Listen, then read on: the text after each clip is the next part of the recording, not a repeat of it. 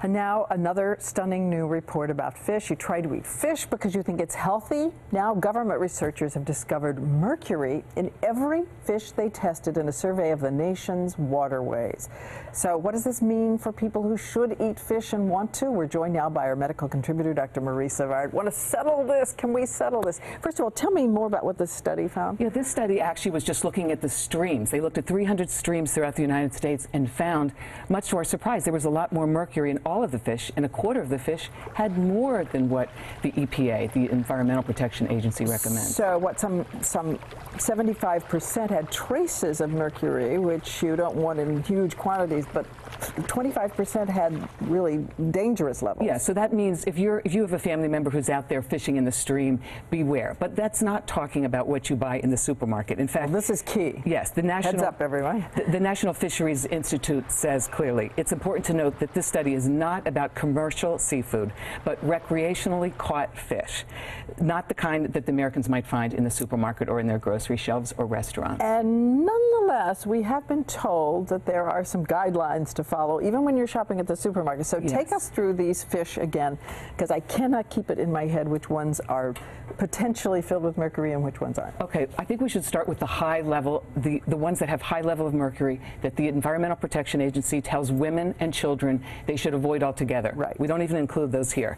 Those are everything from shark to swordfish to the king mackerel and even tilefish. So we should avoid those altogether if you're a child or a potentially pregnant woman. And swordfish, for instance, if you're a healthy adult, not a child? Limit it. It has a lot of mercury in it, but limited you can to certainly probably less than once a week. Okay.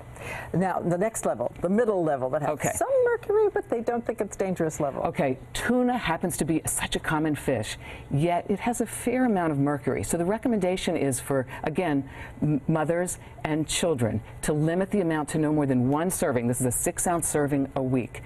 Tuna, we're talking about sushi grade, grilled tuna, and even albacore white tuna in the can once a week. Even the white tuna in the can? Yes, because the mercury binds to that white meat that we love so much. So limit that, again, for women and pregnant children and children. Obviously. And regular adults?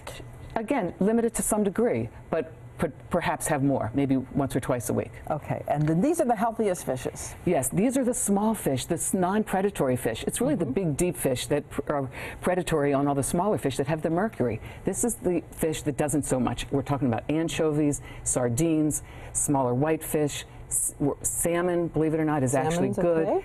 And shrimp, other whitefish, and tuna. If you're buying canned tuna, especially if you're pregnant for your children, get the light tuna or darker tuna, as we typically call it, because that has lower mercury in it.